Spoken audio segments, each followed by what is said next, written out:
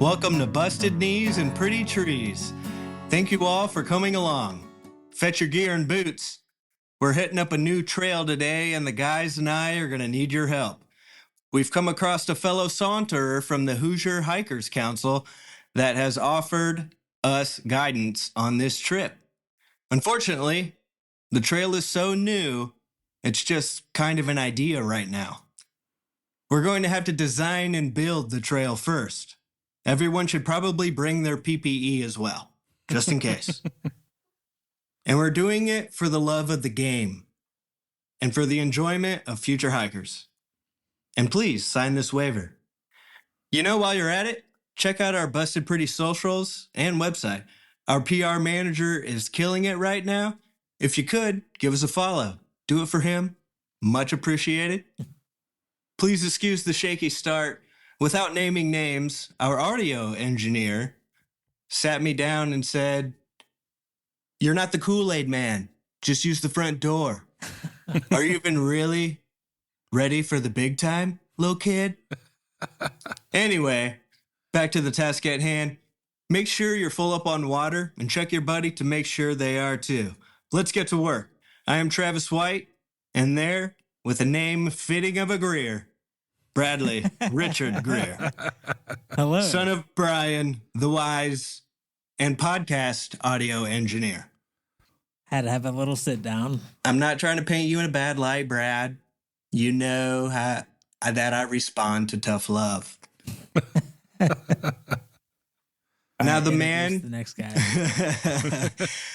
Now the man who was lifted to glory by the aroma of fine cheese. Please welcome the current Busted Pretty Trail Terror Trivia Contest Challenge champion, without an asterisk, the cheese wheel champ, Patrick Richardson. Hello, that's me. I am a champion. Man, I love wish the I had show, the Patty. applause sound bite. I don't have it. I wish you had that Hell of third a wheel show. of cheese. I'm over your house right now, and a wheel of cheese sounds just fine. Hey, that was my first win last week, and I'm feeling it. It was animal trivia, and I'm glad I pulled through at the end there. That it makes Yes, my sir. spirit just rise. Congratulations. Muchas gracias. And I wanted to mention that first because I knew we needed to get it out of the way so that we didn't interrupt our guests that we have today. And speaking of which, our guest guide is a board member of the Hoosier Hikers Council, an all-volunteer nonprofit dedicated to building, maintaining, and promoting quality natural trail systems throughout Indiana. He's also set boots on the elusive Isle Royale, which we've been trying to get to a couple of times. Everybody, please welcome Christopher Bradley. Yay! Hello. Yay! Thank you for coming, Chris. Yeah, You're thank you welcome. very much. Your organization is absolutely fascinating. When we were looking into you, just like 1995 on till now, you joined late or early 2020s, as far as I understand it. 2021. Yep. 2021, and just the amount of work, like as I'm looking through the list of trails that you guys have a hand in the state of Indiana is unbelievable.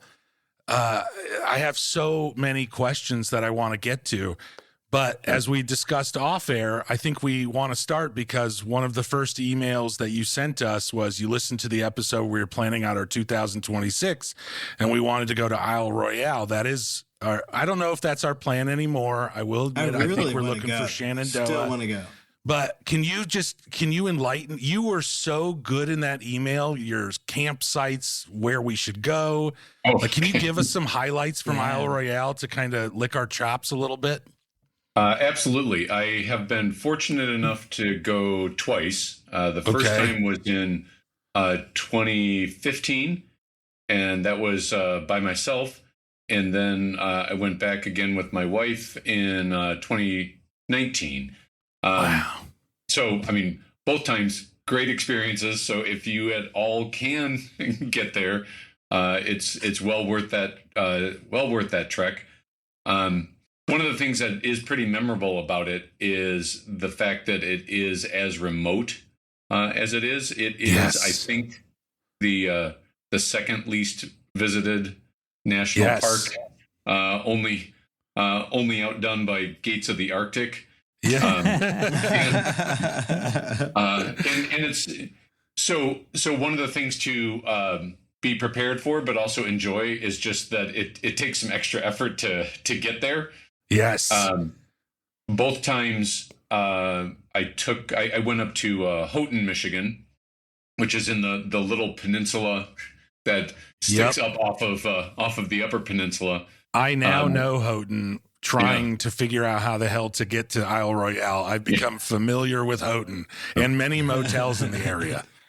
And it is, just as a side note, it's home to Michigan Technological University, which is the alma mater of my brother. So he spent 4 years up there.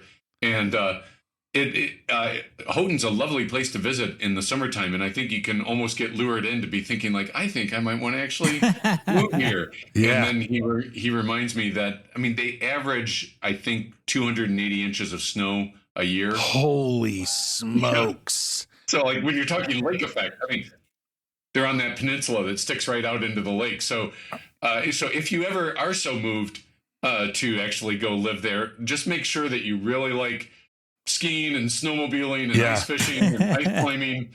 My wife would be so on that. I don't know if I can do the snow that much, like live-wise. That's incredible. They have to, scoop all the snow up with front loaders and dump it into the Houghton River because there's no space to move it. That is too much. Okay, so one of the questions I do have is you made a comment about how you got to Isle Royale, and one of you took the seaplane, as far as I understand it. Is that right? Yeah. So both times that I went there, I took the National Park Service ferry from Houghton to Rock Harbor. You can also take ferries from the Minnesota side, which is much closer. I mean, like it's a shorter ferry ride, but that's then farther away for people like us. Right. The ferry ride is something like 4 to 6 hours. I forget which it is. Yeah, so it depends which. The one out of Houghton, the very tip, I think is 3 or 4 hours, and the national park one is like 6 hours. Okay, yeah. So that's probably it. Yeah, it's probably the 6 hours. But then I think that's a great trip because like then you get out on Lake Superior and oh my God, it is. You're just reminded of the fact that it's just such a wrong thing to call it a lake. You know? Right. Giant, it's a sea, right? I've thought the same thing. Like taking the seaplane seems cool, but you miss out on crossing Lake Superior on a boat.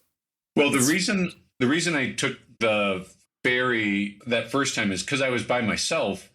If you hike Isle Royale, the spine of it along the Greenstone Ridge, then you need to take another ferry back to Rock Harbor, the beginning, to get the ferry back to the mainland. So the first time I went, I did a loop hike on the east side of the island so that I could start and finish like where that ferry came in. But then when I went with my wife, then we decided to do the through hike of the whole island and then splurge. Cool. Such that when we got to the southwest end of the island at the place called Wendigo, then we took the seaplane. Dude, there's something about that just screams adventure to me. Yeah. Well, I've never done it before, so I thought it was really cool. That's what I'm saying. Nor have we.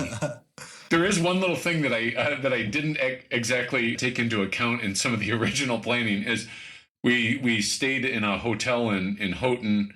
Right by where the ferry is, so like that was super convenient. Just like wake up in like 30 yards, and then we were at the ferry landing, and then the seaplane landed basically on the opposite side of the river. So we got like a bonus. I don't know, 2 miles of hiking back to back to that hotel where we had left our stuff. It's like hiking with Brad. You get a couple bonus miles. Yeah, always a couple bonus miles. But it was well worth it. That was a lot of fun. Oh, man. I feel like the more people you have going on that trip, it exponentially gets harder for every person you add on. Yeah. because of the expenses and the timing and everything. It's when we started looking into that, it's one of the least visited national parks. You definitely understand, like you can't just take the family out in your SUV and come on out. We're just going to do a day drive out of this. No, you got to like, it almost takes more planning.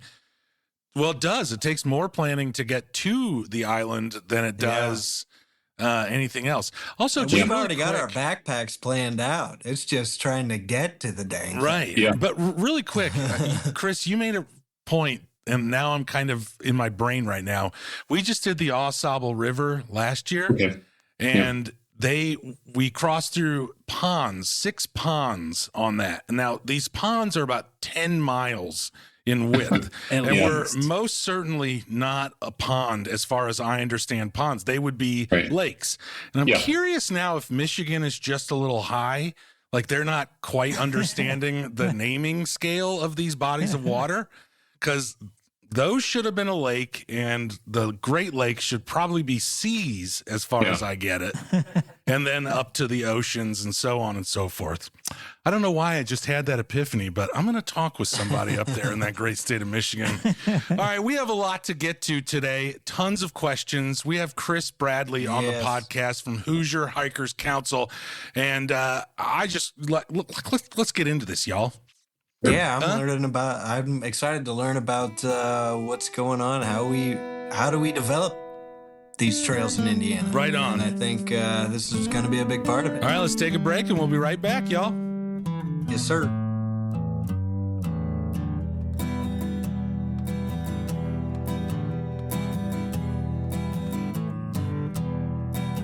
All right, Chris, we're super happy to have you on the show, and we just want to toss to you the question that we toss to all of our guests, because everything we do and we talk about is outdoor related, and we just want to know what keeps you going out there for whatever reason it might be, that core reason.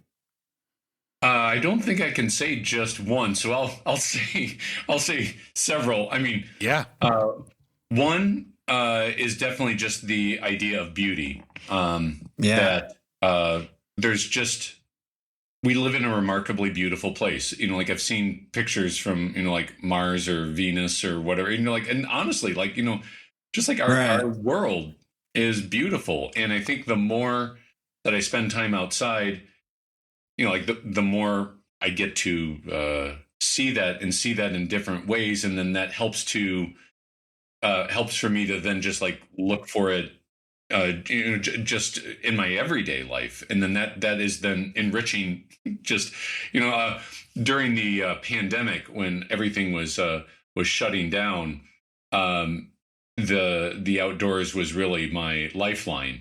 I'm a high school teacher. And so it was I felt it was a big part of my responsibility during the pandemic to be solid, you know, like to you know, I didn't want to say to the students that like everything was going to be fine and that I'm in control, but I at least wanted to present you know, like some we'll make it through this stability. But then I was finding, you know, like, okay, that would take a lot of energy. And so basically it was pretty much about every weekend that year. I just got out. It was actually the year I keep track of the trail mileage that I complete in a year. And that 2020 was the most. I did 558 trail miles. Dang. Oh, no shit. Wow. I mean, basically, you know, that's on the weekends, and like you can like do the math there, and it's like, wow, that's a lot. But it was a lot. That, you know, like I just had to get out. And this you know, is something you had just gotten into? No, because of the shutdown? No, I've been doing it well beforehand. But you just put it into overdrive. Exactly. Yeah. And so that was really just a lifeline for me. And one of the things that I had always like sort of appreciated was spring wildflowers, but kind of like in a distant, like, oh, that's nice. There's some color in the background. Yep. And I was spending so much time out, just like taking a lot of pictures and looking at wildflowers. And I ended up getting like really into it. So I take these and I come home and try and identify them, and then, like learning the names and reading about them. And I could do it because I was spending that much time with it. And it really just drew me in. And again, it was just this, just this remarkable profusion of beauty that is just like all around us. And so it has actually turned out now that has changed me so that like spring, really like wildflower season, is now like the thing that I really look forward to. Oh, that's awesome. And it's like, you get that kind of countdown, and it's like, oh, like, look at that. We're getting into sort of like the third week of March, and you're going to be able to start seeing the flowers come up. And so that's great. And another thing, I don't know if any of you have done this, but a lot of the hiking I do is by myself.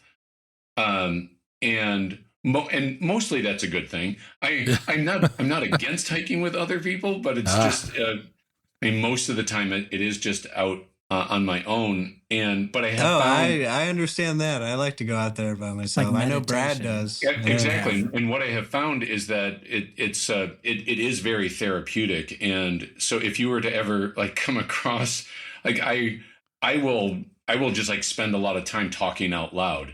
Yeah. And I think partly it's that when you're speaking out loud, your thoughts are coming slower than they work in your head. And so I think just like particularly, boy, like during that pandemic, it's like I would just like start talking about the week and kind of like reviewing it and saying it out loud. And it's funny, like if you had like a time recording and then you charted it out, I think what you would have found is like over time, it's just like the amount of talking goes down. And it's like after maybe sort of like an hour and a half or 2 hours, then it's just kind of like out, and then it's just like enjoying the hike more. And it was just like a way of just, I don't know, just, I guess, just kind of getting everything out.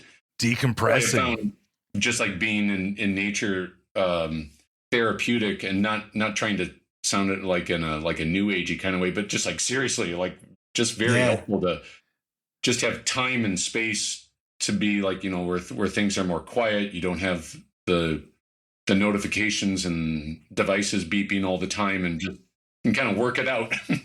There's something special about those moments when you've been out there on the trail and there is just absolutely nothing to say. Yeah. There's nothing to say. You just keep going. Yeah. And I don't know, like your brain just kind of goes empty. You're just looking, nothing to talk about. You just go, and you're on automatic mode, and it's very meditative. Many years ago, I made an attempt to take up Tai Chi, and the instructor referred to it as meditation in motion. Oh, like that really didn't last much more than about one summer, but I feel like that's now mainly like what the hiking has just become. Is that kind of like after that initial part of all the blah blah blah, but then just kind of the longer you're out, then it really is just kind of like more meditation in motion. And I think for me, I don't know, like I guess I would probably feel a little uncomfortable just like sitting and saying like, okay, now I'm going to meditate. But I think that's essentially what I start doing, like just like the longer that I'm out, kind of like you were referring to. It's just, I don't know, there's something about the walking that just starts to calm things down and internally. And I think there's just there's a goal to it. It's I'm out here to do from this point to that point, or to see what I want to see in between this point and that point. And that's really the only metric that I have for today. So all thoughts be damned, or all cell phone be damned. This is what I'm out here doing. I think that became I think in the hiking backpacking world, I would imagine that even still, so many years removed from COVID, there was a mass influx of people finding that same euphoria out on a trail, be it national, state, or local parks.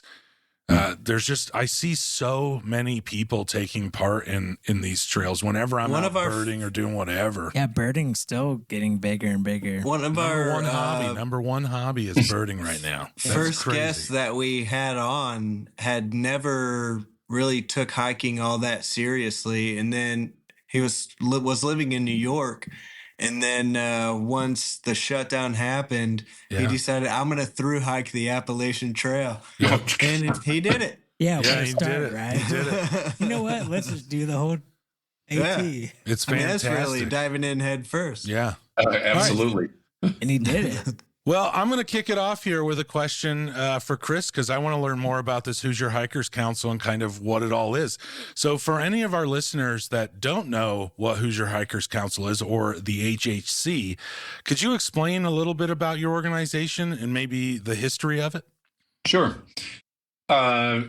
It's an organization that has existed since 1995. So just last year celebrated the 30th anniversary of it. Congratulations. Thank you. So now into year 31 and going strong. Yes. It's an all volunteer organization. It did, when it first started off, there was I think there was one paid, like, president, or I forget the exact term, but that was relatively short lived, and it is just really a volunteer organization. So there's a core group of people that started it up, some of whom are still with the group. So I mean, we have some real long, very experienced people with us. That's awesome. Tenured. OGs. Oh yes, yeah. Well, let's say well tenured, well seasoned. Well seasoned. That's awesome. And the organization has as its mission to build, maintain, and promote natural and sustainable trails in Indiana. So, damn, what a great mission statement. So the trails that we deal with are not like the rail trail ones, paved trails or crushed limestone trails. For the purposes of those, like, those are great for biking, for walking, that kind of stuff. But we're like, that's just not the like. And that's after not our you're niche. just done, like, 5,000 feet of elevation change, it'd be nice to have a flat stone trail. So our group focuses on building natural surface trails. Yeah, it sounded more like it was like a backcountry kind of trail. Like national forest, or what's the main? So the group has done most of its trail work in south central Indiana, and that's largely because the group that actually formed the Hoosier Hikers Council all live in and around kind of like the Martinsville, Brown Bloomington County area. Yeah. So Makes sense. so if you take a look at the trails that the group has worked with, it's a lot of it is in Brown County, Monroe, Morgan, Owen, sort of like that area there. So in Morgan Monroe State Forest, Yellowwood State Forest, Brown County State Park, and then in various land conservancy places. There are a few places that are like farther afield from there. So like on the east side of the state, the Hoosier Hikers Council built the Adena Trace Trail, which is a nice, let's say I would say 23-mile loop trail around the southern part of is it Brookville Reservoir? Where Whitewater Memorial State Park is. I do think that. I think you're right. Lake. Yeah, I believe you are right. There's a road on a causeway that goes basically through about the middle of it. So the Adena Trace is then a loop around that southern part. So that's on the east side of the state. And then just tomorrow we're going to be continuing work on a new trail just outside of Terre Haute. Let's go. That's beautiful country too. Yeah, there's a land conservancy there called the Wabash Land Conservancy, and so they have a property where they were wanting a trail developed. So we're doing a small one there for them. So say that mission statement again, because I got a kick out of that, please. Sure. I'm paraphrasing it because I don't have it memorized exactly, but I think I got it pretty close. That it's to build, maintain, and promote natural, sustainable trails in Indiana. Do you know, and I know we just said you've been there since 2021, Yeah. and 1995 is when you were incorporated. Do you know Yeah. if that mission statement was the original mission statement? Has that changed over time? As far as I know, that's pretty much still that's it from the start. Yeah. That's an And I awesome imagine- concept for just coming in and saying, this is our mission statement, especially the maintain part. That's we'll get more into that because I have a couple questions around there, but I imagine building that, and I'm curious as to how that kind of all works in the very beginnings. But the maintenance part of it, I didn't expect that you guys would be also heading on the maintenance side. Yeah. Is that like what? Can you kind of? I guess we'll just start at the end and go backwards. Sure, we can jump around however you want. Yeah. Can you just kind of go into, so you have the trail built, you open up the trail. Why don't What we is, just start with how you open a trail? okay, fine. Sure. Okay. So we'll start at the beginning and go to the end. Thanks, Brad, for getting me back on track. Because I've always been curious when I'm walking a trail and I'm wondering, it goes around like a beautiful, huge oak tree.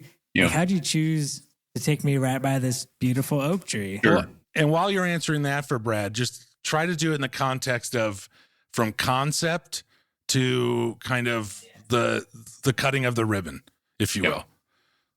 So yeah, we'll try and take this in stages. The Hoosier Hikers Council is just building the trail, so it's not a land ownership organization. So it's not really trying to acquire land. So therefore, we're really more a service organization for landowners who want trails. So there are then organizations that will then contact us. So that it's almost always somebody's coming to us with the idea of like, we have this property and we'd like a trail. We don't know how to do that. Like where should we start? So Yeah. So then Is this private and public land? Yes. Yes to both. So usually there's already some kind of a concept of a trail, like a rough idea of like, well, I mean, a genuine idea of like what land it will be on, and then a rough idea of like, maybe sort of where it will be and a type of length to it.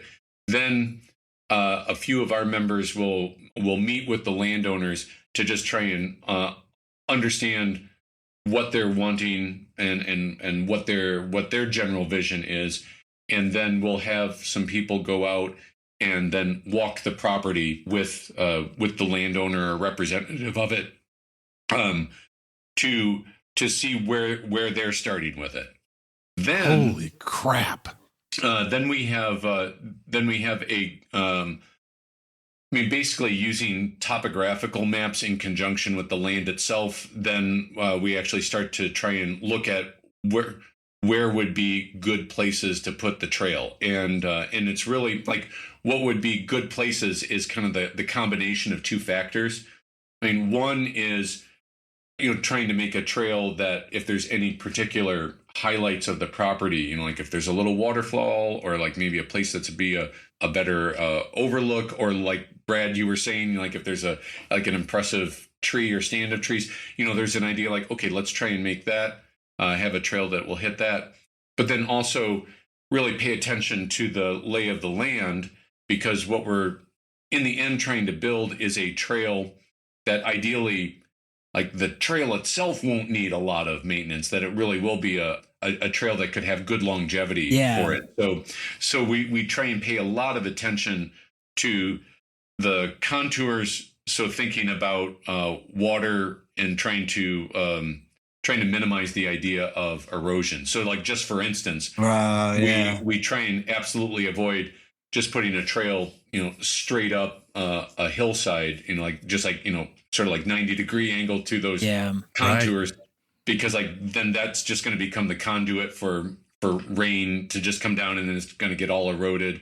So you're trying to work with the contours to try and make sure that water is just kind of like sloughing off to the side and not staying on it, and so that it could be This lasting. is the most amazing thing I've ever heard. All the then trails, that needs more. like hundreds of thousands of miles of trail hiking. And I have pondered this, like Brad said, so many times. When you're walking up a switchback and it's up 11,000 feet and you're just, how in the hell did this go on? So like just hearing this concept of there's a property owner that wants a trail. Let's go build, like it's trail architecture. There's so much that goes into it. Just, well, the design, like you want it to look cool. You want it to be as easy as possible, to make it so people can access it. And you want to manage the water. You want to manage, all that other stuff. Trail closed for restoration's got to be like the worst, like getting a bad grade from the health inspector or whatever. Yeah. If you're I didn't even think of that. Anyway, keep going, Chris. I'm sorry for interrupting. This is badass. This is badass. Anyway, like that, like what you would see is kind of like a rough draft and then a final draft. So like the initial walking, like we'll just walk the property and use surveyor's tape to just tag, like particular trees that are saying like, okay, the trail's going to go like approximately here. And then once that's laid out, we make sure that the property owner actually gets the chance to walk that and see like, okay, is before we do anything more, like, is this what you'd really want? Did you enjoy this hike? Yeah. And then in particular, we have a very longstanding member of our organization whose name is Pete Banta. And he's really I would call him our trail guru, because then he almost always leads then the group that will go out and then in like really fine detail lay out where the trail will be. And then we're using like little surveyor flags. Like you've probably seen them, like 8-inch tall. They just have like a little surveyor flag on it, but then you can pin flag out maybe every 10 feet or so. This is precisely where we want. And if you ever see Pete in action, it'll be, we'll put it down and like, he's always like looking from different angles to try and see, so where those contours are. And then they'll just like come and maybe shift some of those, like 6 inches this way or, like 8 inches that way to really try and make that trail as good as it can be. And then like once all those pin flags are set out, then we're actually at the point where we can have people actually starting putting tools into the ground to then make the trail itself. That sounds like so much fun to me, to design a trail. Yeah. Holy crap! This is blowing my mind. Yeah. I am engaged right now. Yeah.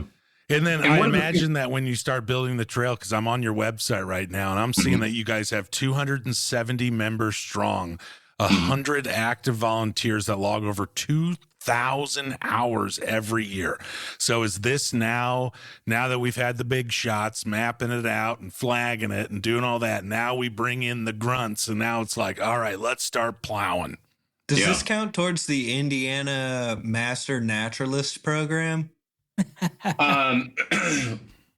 Not that I think, because I did that program back in the early 2000s, and I didn't cross paths there. So like they've lived in different pieces. But I've been thinking about doing it. I really want to do it. I'm trying to figure out ways to recommend it. volunteer. It's really cool. If I can just take a little aside on that Master Naturalist one. Oh yeah. It's you do it, and it's like just like drinking from a fire hose. You just get like all this information on on trees and flowers, and like one of the things I remember that was like really interesting was having some of the geologists come in, and it was sort of like also then like talking about some of the fossil life that you can find evidence of in Indiana. I like that. And, some of the riverbed coral and stuff. Absolutely. And it was that some of that hands-on stuff. And so we had different pieces, and I was just like playing around with like one that was like this little sort of conical shell type thing. And I realized like as I was twisting it, I was holding it with my 3 fingers here, it was actually like screwing in. And it was just like, I mean, it sounds really dumb, but it was like a brainwave, like, this is almost absolutely how somebody way back when first came up with the idea of a screw. That is awesome. It's like, look, that exists in nature. And so much of everything we've done is inspired by nature. Absolutely. And it was one of those things where you kind of look at a screw and you kind of think like, who would ever sit around and think about doing it? But like, you're probably they probably found something like that and we're just like messing around with it and just thought, hey, look at that. So it's I could hold my house together with that. Yeah, I thought it was a great thing to do to just get a nice primer on just a whole range of issues. Travi, quit waiting and just do it, will you? I know. Well, we all Good have to Lord. do it. Well, we can't do it together, though. Apparently, Travis said it's a pretty solo thing. It seems like you gotta, like, you're not gonna all be able to get the same classes and stuff. It Yeah, a seems lot like of them you have to go to. Maybe we can sign up as a podcast. Hey, so That'd be cool. let's get back to this because I'm unbelievably curious because we got the concept, we got the guy that's mapping it out. Now we got the grunts out there building the trail. What does it take to get to the ribbon cutting? Okay, so a couple of things. The Hoosier Hikers Council, like most of the trail work happens on third Saturdays. So the third Saturday of every month is a trail work day that's then open to anyone. So it's open to members. It's also open just, I mean, if you're able to find this on the website or on You'd even on let socials. Patrick show up. Yeah, he would let me show up. Like, we will take any comers. So I mean, like every Hell yeah, month. I'd let Patrick's big ass show up. So he can carry all of it. He's really tall. Just in case you didn't know. So every like pretty much every month we have at least like some new faces that are there, and like that's how I ended up coming, because I had heard of this group for, I don't know, a couple of years and kept thinking like, well, I should maybe check that out. Maybe I should check it out. And I finally did. And partly that was in the spring of 2021, and like with the pandemic, and finally saying like, man, I just like now's the time. And so we get people out there, and so it's always a variable number of people. I'd say like on average, we usually have about 15 people a month. So still wonderful. There's usually a core group of people that come, and then there's a lot that just like, maybe they come once and we never see them again, or maybe they come like, I don't know, once every 3 or 4 months, but it's just open. So on a day like that, which is what I'll be doing tomorrow, like I'll go out and, cause it is the third Saturday.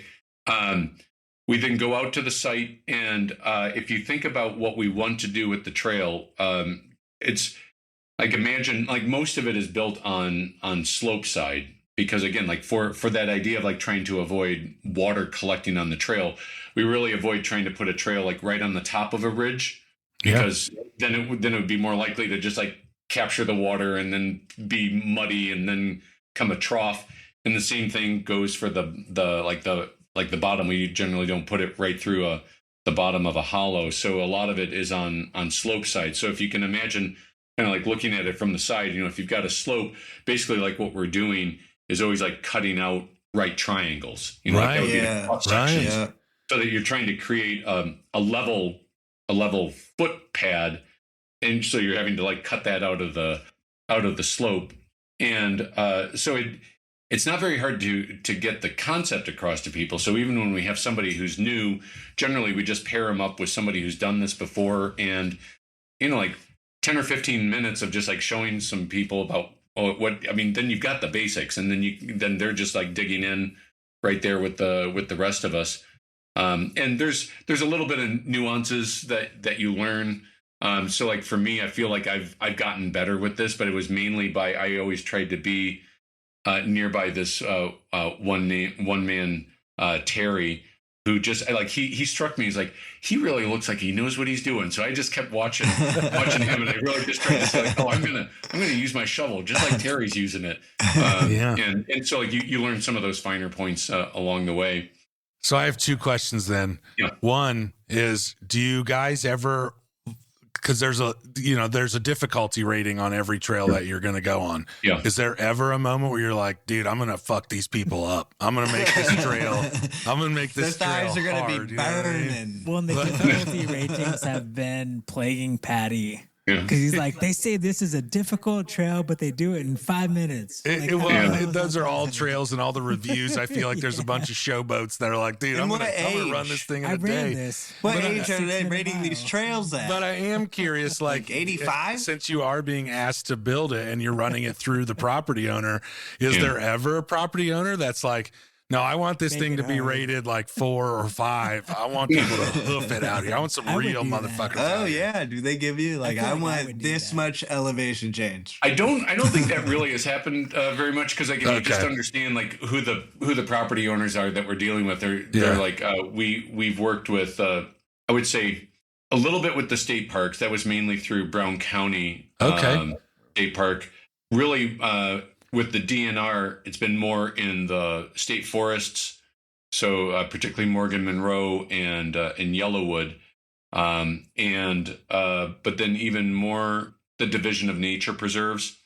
All right. So working with that, and then in South Central Indiana, the Sycamore Land Trust is works in that as a property owner in that area, and then the Nature Conservancy, which is everywhere, but then they've got they have their own chapters in there. So usually those property owners are more interested in making the property accessible, and so like the difficulty of the trail, I think, is largely just dictated by the topography itself. Really like how hilly is it or they're not. not bringing a boulder in, laying that puppy right in the middle of a trail. You can't make the prairies at Kankakee Sands very challenging. Yeah, we've had the privilege of talking to a couple people from the Nature Conservancy, both Matt Herber and Trevor Edmondson, and they have just the stuff that they do in that organization worldwide is fantastic. All right, so so we got it to the ribbon cutting. I'm there for that. Explain a little bit about this maintenance, because that is kind of where I wanted to get to begin with. What do you guys do? I would have assumed that you guys come in, you build it, and you do everything you can to make this the way the property owner wants the trail, and then the maintenance is up for the state parks, the local parks. They maintain it from there on out. Yes. But it sounds like you and your volunteers, you guys do that maintenance? I need to put a little bit of a nuance on it. Please. Because in a more official sense, it really is more like what you were just describing, that the organization will build the trail, and then it's a trail on that property owner's property.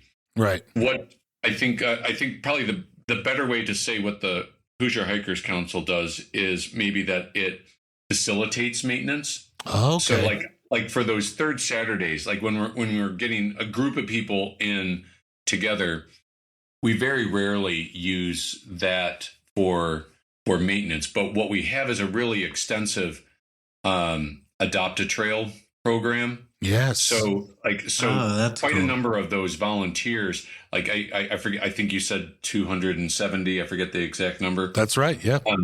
There are a fair number of those I've never met, because like then I know the people on the board, and I know the people who come to the third Saturday work days, but then like some members never come to those, and they're just a trail adopter. And so they'll go out. I think generally the idea is like once a month they'll go out, and I guess like it depends on how long the trail is. Like walk a full trail, or say like on the Tecumseh. Usually I think they take maybe like a 3 or 4 mile section, and then they're doing a lot of the identifying blowdowns. If they've had chainsaw training, like they may go ahead and like clear that stuff themselves. Taking loppers and just cutting back the brush that grows back up, that sort of thing, and that's a lot of the maintenance part. So we often don't do the maintenance as a group. It really is like, again, like it's volunteer part there. That's amazing. Maybe we should adopt a trail. No kidding. Absolutely. We'll get. Do you ever get any like emergency calls from county or state or municipal parks that say, hey, we had this, we got a tree down, we had something, erosion, a tree down, can you come help us? Yes. So, I mean, the short answer is yes, but I would say it also varies by the landowner. So, for instance, in Hoosier National Forest, the Dean Wilderness, the Peninsula Trail, there, very popular trail. It's been closed for at least 2 years now. There was a really big windstorm that came in, knocked a lot of trees down. And I did ask Pete, like, do we ever work with them? And he said years ago they tried to interface more with Hoosier National Forest, and by being, I think it was with the federal government, there was just a lot more red tape about it, and Wouldn't and it you was, guess? and there was going to be a lot of hoops to come through. So it was just kind of like okay, we were just offering help, but I guess that like, just seems like one of those silly bureaucratic things. Like you have volunteers that want to help and open this thing up. Like so let it happen. Like so, it really depends on it. But with the big tornado that came through McCormick's Creek State Park, geez, was that 5 years ago now, something like that? I mean, they're still. That was one of the first state parks. Well, first. It was along number one, with what was the other one, guys? Turkey we Run? just learned about Turkey it. Run was supposed Turkey to Run. be the first, Yeah. and then a lumber company came. And like all these people had like gone around the community, and they built up their money to buy this land, and like just as they were doing that final bid, then a lumber company came in and outbid them, and it was like, what the Son of a. so that put Turkey Run on hold, and so then McCormick's Creek became number one, and then they raised some more money and were able to buy it from that lumber company, and then it became number two. Trivia question: do you know which one is number three? Ooh. Okay. Oh, shoot. Hang on. That's just because you can name it. Pokagon was Eagle Creek. Eagle Creek. It was actually Shakamak. Shakamak. First of all, awesome name. Secondly, I've never heard of that. Well, it's the third state park of Indiana. You'd have to go out 70 beyond Green, wherever DePaul is. Green. I'm blanking now. So am Green I. something. And then it's south of 70. So Shakamak. Damn, that's a sweet name. Hey, Pokagon was fifth, by the way. Pokagon was fifth, so you're not that far off, Brad. I mean, you're wrong, but not that far off. Because I think Pokagon was in 1925 or 26, something like that. Nice, I know, Chris. because it had something to do with FDR or. Well, that is more from the 1930s, but certainly, both the state parks and the state forests and the Hoosier National Forest all got big boosts from the Depression, because that, if you've ever been to South Central Indiana, like it's like a lot of that is not great farming land, and so people had farmed on hillsides, and then you had a lot of erosion, and it just wasn't. It wasn't good land for farming anymore, and so then the federal government and state governments started to buy that, and that formed the basis of those state forests. Are you familiar with Colonel Richard Lieber? Yeah. Sure. Yeah. We just did a short little story about him a couple episodes ago, actually. Yeah. He's basically like the godfather of the Indiana State Park System. Absolutely. And a little bit of the national park system itself. That's awesome. That was a fun episode. Good job, Travi. Hey, so we talked to conservationists, we talked to people that have created arboretums, we've talked to all kinds of individuals that are not just helping in the nature side of Indiana, but also bridging the gap between nature and the communities that we live in. And it kind of always seems like there's two paths that we end up going down. And one of them is getting buy-in, advocacy for what that organization is doing. And then the other one is always the youth, trying to engage our future generations and what's going on. But for right now, the advocacy side of this, are you guys, I guess to add to that just a little bit more, this is a Patty question, by the way, so I just drone on forever. But what we find is a lot of these people, scientists, conservationists, they want to spend more time in the field. And what they end up doing is spending more time writing journal entries or writing proposals or giving speeches, getting advocacy for what you guys are doing. So do you guys deal with that in the Hoosier Hikers Council? Is there a level of, I mean, being an all volunteer organized non-for-profit, how much advocacy and talking with the communities do you have to do? Damn, that was long. I'm sorry. Yeah, that was like two completely separate questions. Sorry, dude. The answer is probably pretty much going to be the inverse of the length of your question. Nice. Because I just spent all your time, bro. The short answer is no, we really don't do a lot of advocacy, and it is not because the members ourselves are not interested in this. I mean, if you were to meet the people, I mean, it really should come as no surprise that the people who join a group like this are very interested in the outdoors and want to see things preserved. But as a group, we decided long ago, like let's just not get into it very much because we want to be able to maintain good relations with DNR, with Hoosier National Forest if we ever have that, with other land organizations, and like once you start to get into those weeds. You just never particularly know whose feathers you're going to ruffle. I think that's a good idea. Yeah, that is a good idea. So again, it's not to say that I don't think that there should not be advocates for the outdoors. There certainly should be, but I think it's probably better to have groups that are just like have that be their mission. Right. Yeah, that's our like mission a is going to be full-time building job. these trails and not necessarily try and combine them into a single organization. Right, yeah. That's a solid concept. That's definitely two different jobs. Yes. Because you need to have, to build trails, that's hard work. You got to have a workforce go out there and do that. I mean, for instance, one of the students I had this year, her father is, I forget his exact position now, but a major member of the Sierra Club for Indiana, and partly what he came in, like he's sort of like the director of campaigns or something like that. So he came in and talked with a group of our students basically about this advocacy and like how does this group do it, and it was really interesting. But like then you find out that just is what that organization needs to be. It's like it's not like doing that and building trails. So it's like, if we were building trails and saying like, oh, well, why don't we do some of that stuff? You just kind of start to think about like, well, what does all would that mean?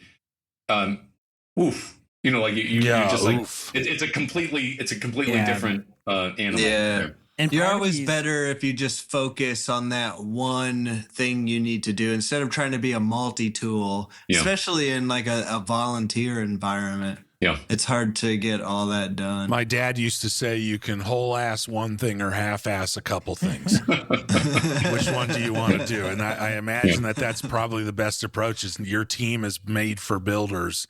This is what we're going to do. Let that conversations, let those emails go to somebody else, some guy that likes that makes me feel good about the intro, about getting your boots on, and because we're out here to work. We're not here to saunter.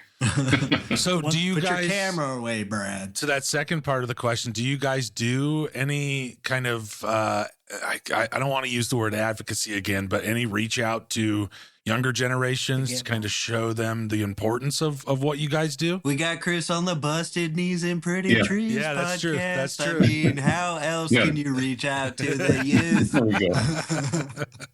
Because we're so young, Travis. Yeah, it definitely is something that the board itself is trying to develop some more ideas about this. Like one of the ways that we're trying to build more of a relationship with Bloomington Parks and Rec, because then that way that could give some sites pretty close to IU and maybe get some more college students in with it, because like then you have absolutely a lot more proximity. So that's so that's really like in early phases of trying to do that. So I mean, again, Some like young this stuff is backs. like really built in small steps. Oh, I get it. Yeah. No, So that's a the, great concept, putting it by Bloomington. I mean, I imagine that there's an avenue for you guys to give credits for volunteerism, something along those lines. I run a fundraiser, and that's been one of the big things that people have asked me to do is take it to the university, because they could get like a single credit hour for helping to manage what I do. And they have money. Well, it's not about the money. It's just about the time and the volunteer. And in turn, they get a credit hour going towards their degree. Almost like your iNaturalist question, Travis. Like, well, if I come out and volunteer, will that help towards this certificate? Right, yeah. You know, it's just, that's a hell of a start. That seems great. It should, because that would be the best way for me as an individual, is just dig out 90-degree angles on a hillside for 24 hours Travis straight. loves shoveling. Yeah, he does Like love your shoveling. I like digging. volunteer. I don't know boy, what we it got a is. job for you. Yeah. You're talking to the right guy, Travis. He'll keep you entertained forever, man. That's great. Part of me sometimes, when I'm trying to get permits to do like rim to rim Grand Canyon or something, and I think, how do I get less people to come out here? Yeah. I imagine that you three, after that intro, you three are very much either in front or behind the bubble. It's a backpacking term, Chris. They've made fun of me a couple times because they are both very much like, if there's a bubble on trail, they do not want anything to do with it. Where, Chris, I like solo Patty is the hiking is not my extroverted thing. one in the group. I want to be around people because, Chris, if you're out there experiencing a wildflower bloom and you're just by yourself, then you don't have anybody to talk jazz with. Patrick man, needs you know? at least 100 people to hug when he sees I those want to enjoy it. It's like, come on, do you see this wildflower? This is amazing, right? And then we all have this communal bond and what's going on. The struggle of a trail or a beauty of a flower, an insect, or whatever it might be. That's my jazz. I'm okay with hugging just two dudes right there and then move on. All these years you've been doing this, Chris, do you have like a special project, kind of a pet thing, the thing that you're most proud of? And then why? Sure. For the time that I've been involved with the group, what I would point to most is a trail that we pretty recently completed at Greens Bluff. It's a nature conservancy land. It's a really nice piece of property. It's maybe as much as 1,200 acres. And it's, let's say, 4 miles ish south of McCormick's Creek State Park. And we Close to the OG. Yeah, we built we had built a couple of smaller trails there, but then what we just recently completed was a 5-mile loop trail, and that's a big project for us. That took 3 years for us. Wow! Holy crap! Because if we have a group of, let's say, 15 volunteers on a third Saturday, we will usually build, I would say, like about 0.2 of a mile of trail, maybe a 1/4 mile of trail, and it depends a little bit on what the soil is like. So it took us, I don't know, it was something probably around 25 months of those trail work days, and then there's some months we weren't able to do it. So it was spread out over about 3 years, and that was and so that really felt like a big like something to be proud of, and it's a beautiful trail. There's some nice ephemeral waterfalls for the spring, nice wildflowers that show up in the spring. Oh man, there's really some rolling topography, goes down by Raccoon Creek up and over some hollows and ridges, and I'd find a lot of satisfaction out of building a few steps. Look real nice. that trail's definitely going on my list too. Yeah, I in my brain right now, I'm like, okay, we're getting there this summer. Anytime you say loop trail, I love a loop trail. Me too.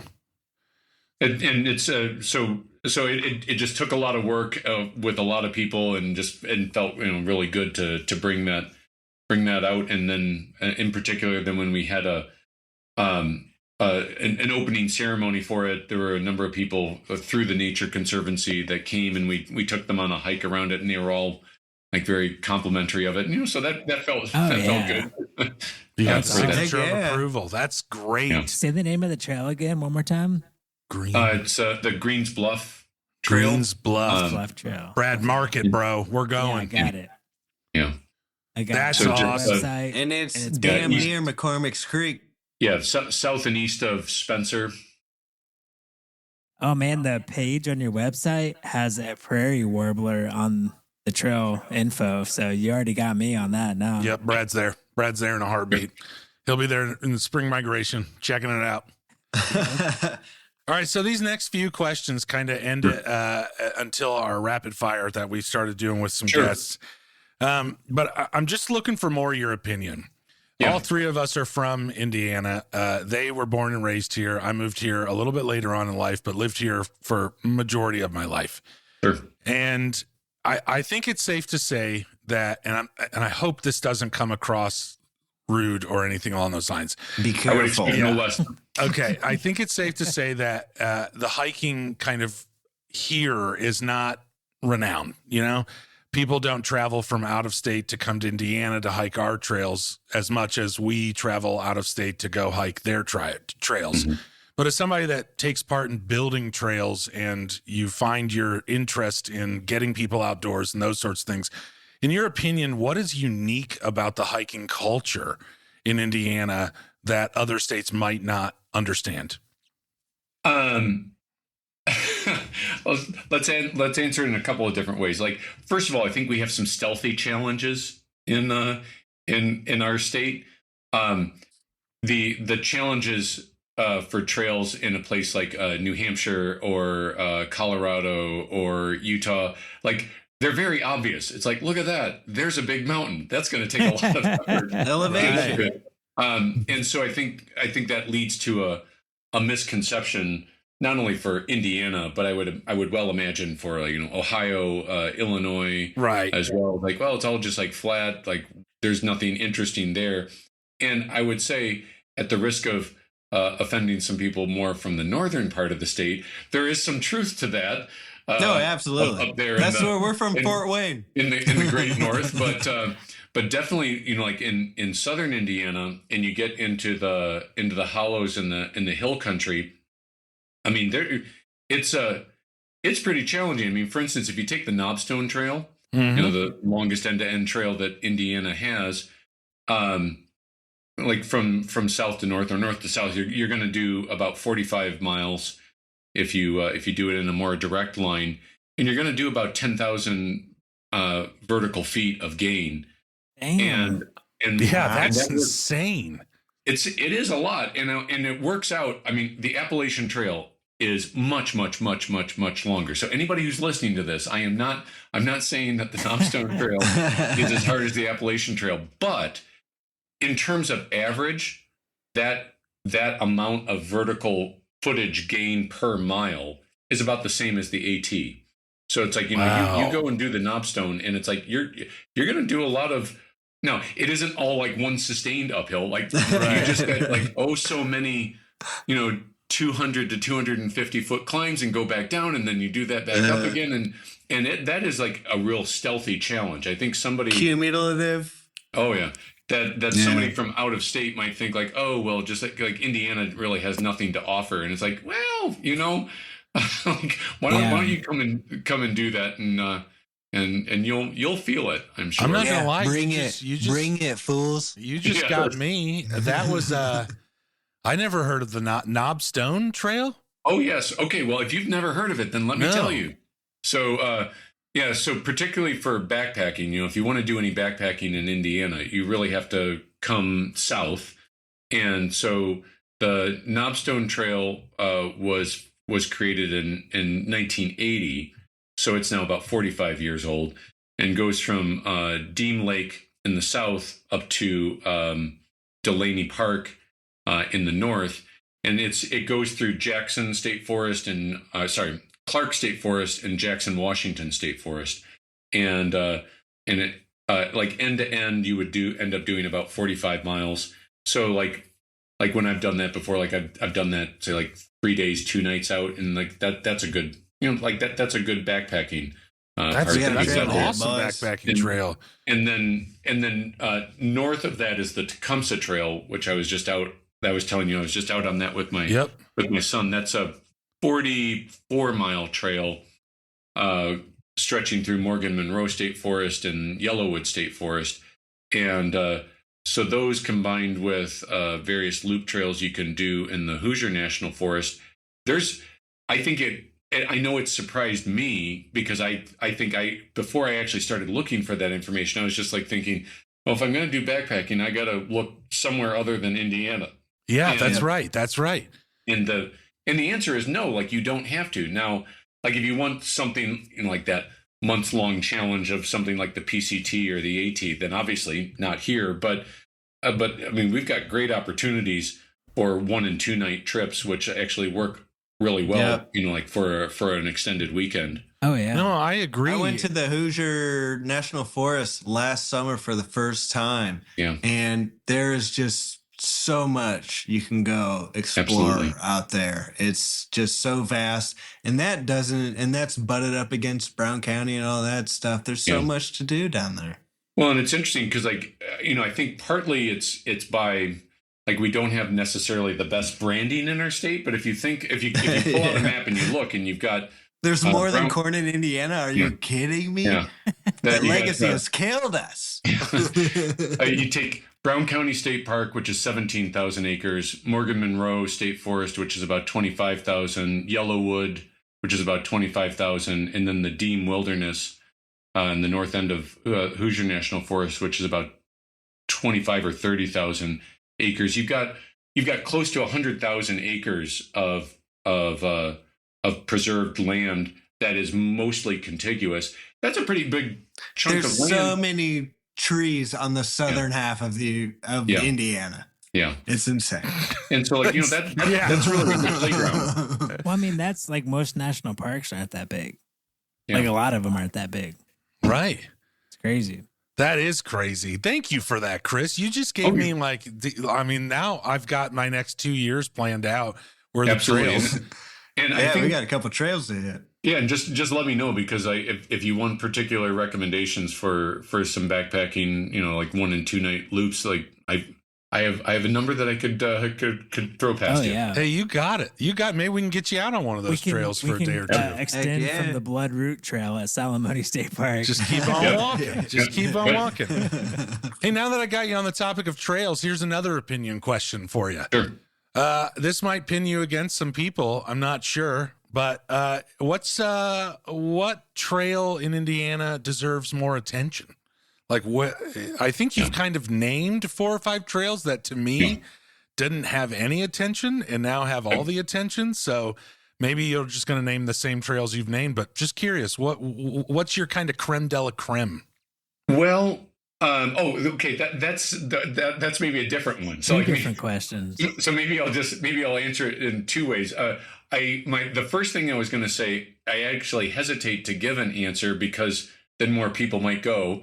But you guys are all the same. You guys are all the same. Make sure I'm writing this down. The state forests, I think, have a lot of great hiking opportunities, and I think people, if they were thinking of hiking, they would tend to think more of either Hoosier National Forest or the state parks.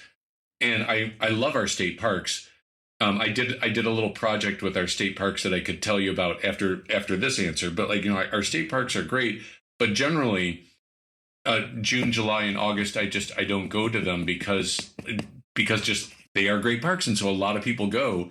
Yeah. And so during those months, I really tend to gravitate more towards the state forests, which are then just quieter.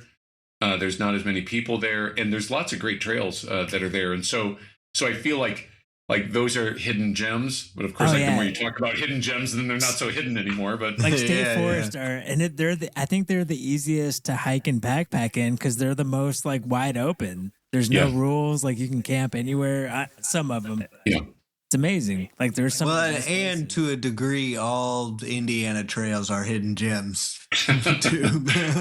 Sadly, I think you do have something. You do have something there. But well, hidden gems. I didn't know that the knobstone was a hidden gem to you three. Yeah, I've never heard of it. Yeah, to us. Yeah. I'll go with that for a hidden gem. But it's like if you like backpacking and want I would say, like, honestly, like a pretty good challenge. I would do that. Boy, It makes me think of, like, try and avoid doing it in like the really hot and humid weather, because like with those continuous ups and downs, man. yeah. That's a real workout. Yeah. One year I went morel mushroom hunting in southern Illinois in strip mines.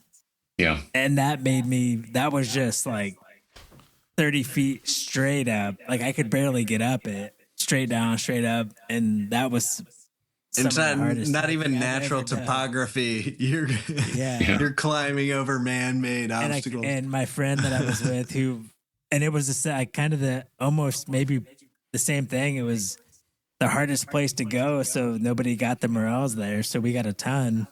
Nice. And my friend kept yelling at me because I would fall and smash all the morels in my backpack.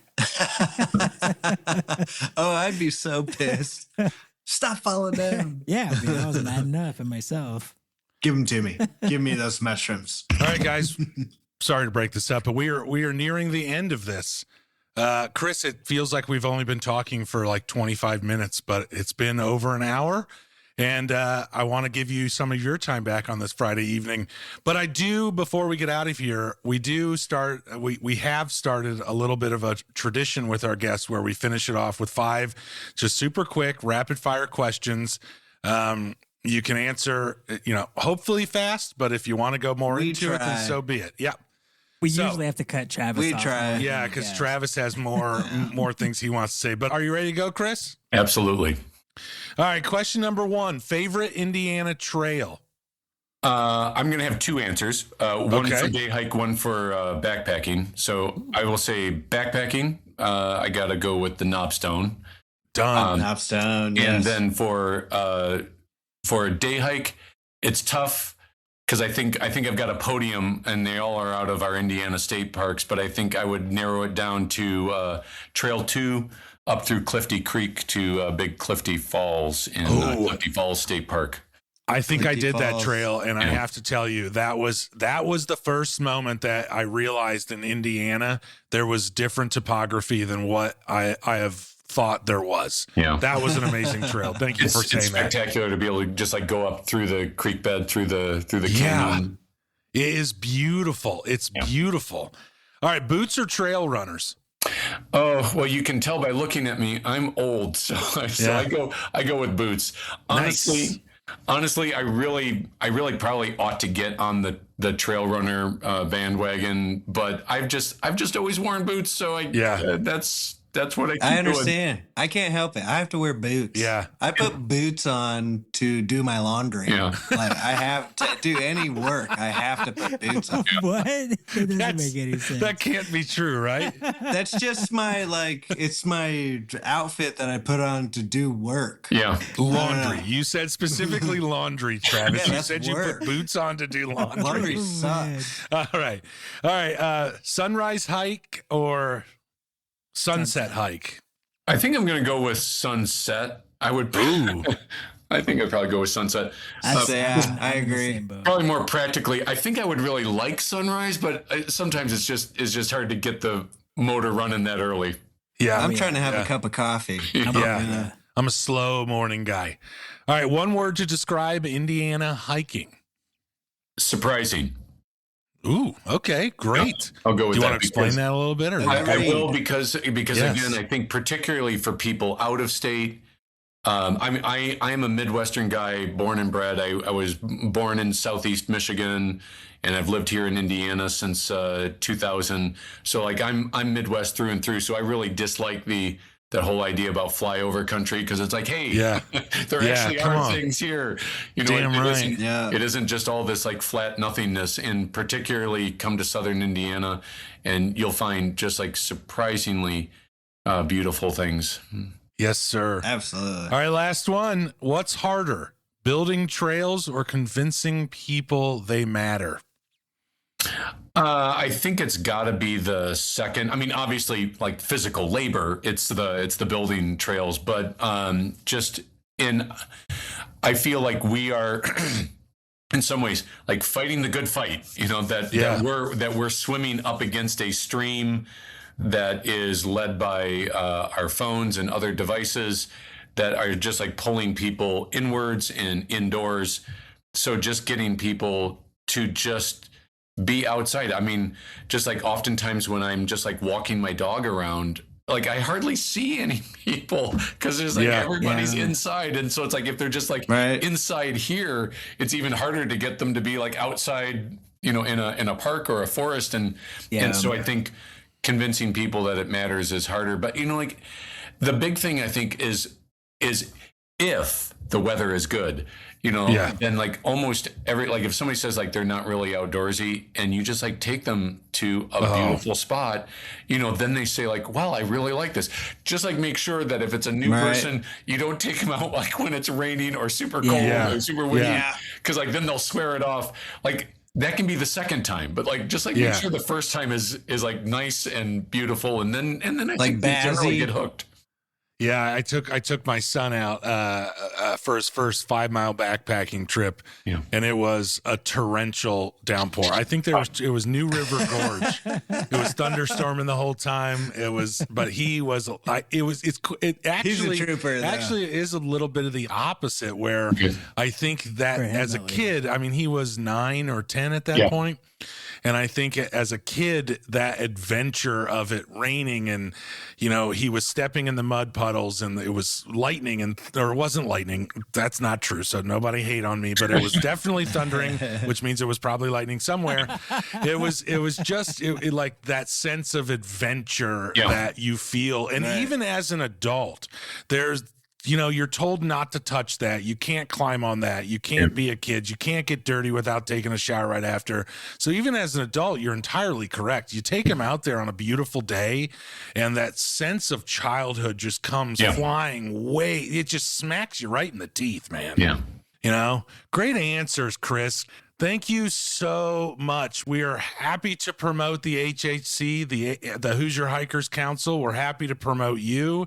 It's been an absolute treat today to get you on this podcast and to talk to you about everything that you and your organization does. And learn about our own state and trails that we haven't even heard of. Amazing. This has been an amazing interview. I am on cloud 9. I'm going to have like 10 more of these beers, probably 2 more, and then call it a night. We're going to have to put Patty in the back of the truck tonight. Yeah. When we were having a little break, we were saying maybe we don't go to Shenandoah this year and we do the Knobstone Trail instead. Yeah. I think you changed our minds that much, going sir. to the Knobstone. Right. So I think that's in our, I think we're doing a kayak trip in a few weeks, the Pure Marquette up in Michigan. Okay. And then this fall, we're going to probably do the Knobstone if we don't do Shenandoah. So thank you very much for that. You're very welcome. You blew our minds, sir. Thank you very much for coming on the podcast. We've enjoyed every fart and second of this. Guys, you have any more questions for Chris, or can we let him have his evening? Nope, I think we can let him have his evening. Okay. And I want to thank everybody for listening. And Chris, thank you so much for coming on. And keep on sauntering, everybody. Yep. We'll see you next time. Thank you. Thank you. Yeah.